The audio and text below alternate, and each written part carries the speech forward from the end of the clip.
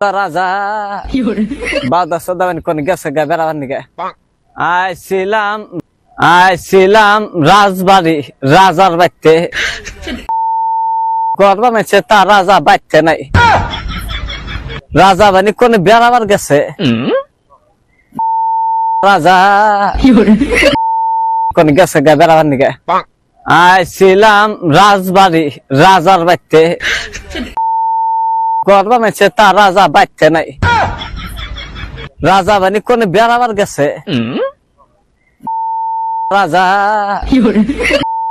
কোন গেছে গা বেড়াবার নিগে আইছিলাম রাজবাড়ি রাজার বাড়িতে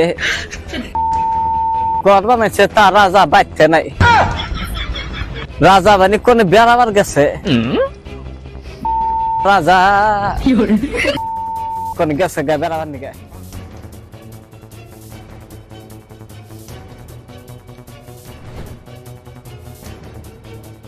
কোচবিহারের মহারাজাকে নিয়ে কুরুচিকর মন্তব্য। আবারও জানাবো যে কোচবিহারের মহারাজাকে নিয়ে কুরুচিকর মন্তব্য ও অশ্লীল শব্দ ব্যবহারের প্রতিবাদে দা Cooch Behar royal family successors welfare ট্রাস্টের পক্ষ থেকে কোচবিহার কোতোয়ালি থানায় লিখিত অভিযোগ করা হলো। শুক্রবার সকালে তাদের একটি প্রতিনিধি দল কোচবিহার কোতোয়ালি থানায় এসে কোচবিহার কোতোয়ালি থানার আইসির সাথে দেখা করে তার হাতে অভিযোগপত্রটি তুলে দেয়। আর এই বিষয়ে তারা জানান যে এই ধরনের ভিডিও বানিয়ে মহারাজাদের অপমান করা হচ্ছে আর তীব্র ধিক্কার জানিয়েছে তারা। দোষীর শাস্তি চাই। কোচবিহার রাজবাড়ি প্রাঙ্গণে এক যুবক বিকৃত অঙ্গভঙ্গি ও অশ্লীল ভাষা প্রয়োগ করার প্রতিবাদে তারা এদিন থানায় অভিযোগ দায়ের করেন। আর এই ঘটনায় দোষীর দৃষ্টান্তমূলক শাস্তির দাবি জানান কোচবিহার রয়্যাল ফ্যামিলি সোসাইটি।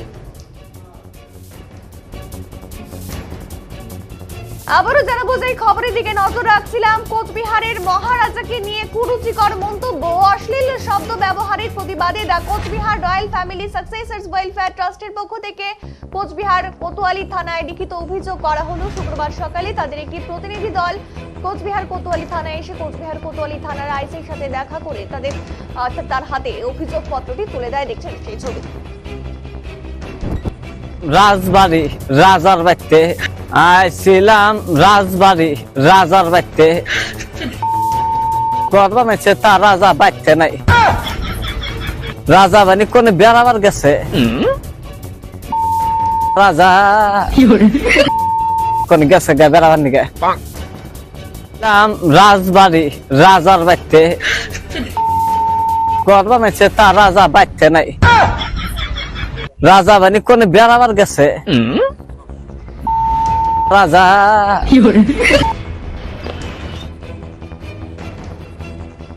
সকলেই জানি যে কুচবিহার রাজবাড়ির সামনে দাঁড়িয়ে একটি ছেলে সম্প্রতি আমরা দেখছি দ্য অ্যাকশন স্টার টিমে তার বিকৃত অঙ্গিভঙ্গি এবং অশ্লীল শব্দ প্রয়োগ করেছে, যেটা আমাদের আবেগে আঘাত লেগেছে। আমাদের প্রত্যেকেই আমরা মর্মাহত তার এই অঙ্গিভঙ্গি এবং তার কথাবার্তার জন্য।